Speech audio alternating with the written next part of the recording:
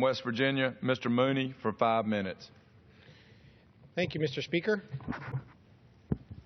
I rise today to share a growing concern in our country, which is that one of our founding principles, our freedom of religion, is being taken away.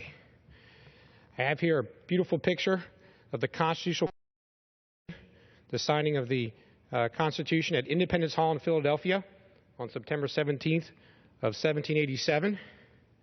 And the very first amendment to that Constitution, the very first one, our founding fathers solidified our citizens' right to freedom of religion.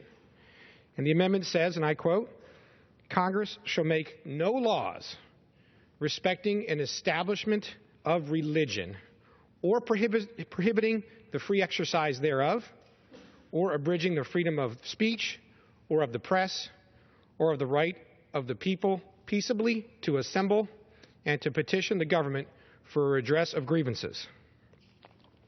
Despite this freedom being explicitly laid out in our Constitution, we have seen federal, state, and local governments continue to violate our founding principles. One of the most notorious violations of religious liberty was recently re-highlighted by His Eminence Pope Francis.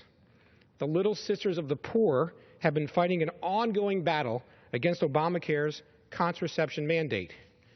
These Catholic nuns are forced under Obamacare to provide contraception to their employees, even though their faith tells them that this is morally wrong.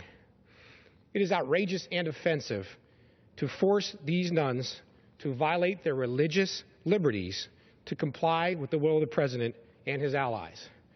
These are Catholic nuns trying to take care of poor people, and the government's getting in their way and imposing on their religious values. Another example is Kelvin Cochran, a resident of the city of Atlanta. Chief Cochran was appointed by President Obama in 2009 as the U.S. Fire Administrator for the United States Fire Administration before returning to become the Fire Chief of Atlanta. And he came under attack for his Christian beliefs. Chief Cochran is also a deacon at the Elizabeth Baptist Church, where he leads a men's Bible study. His faith inspired him to write the book called, quote, "Who Told You That You Were Naked?" a book that explains and examines the state of man since the fall of Adam. In his book, Chief Cochran briefly discusses the clear biblical teaching that sex is reserved for a marriage between a man and a woman. Kelvin had 30 years of distinguished service, including under the Obama administration, when he was fired for sharing his faith. And sadly, these types of religious freedom violations are happening in my own district in the state of West Virginia. Almost a year ago, a high school student who was a Christian in Buckhannon, West Virginia, was forced by his teachers in his public high school to attend a lesbian, gay, bisexual, transgender club, and then he was punished for expressing that he did not want to attend the club on the grounds that it went against his religious beliefs.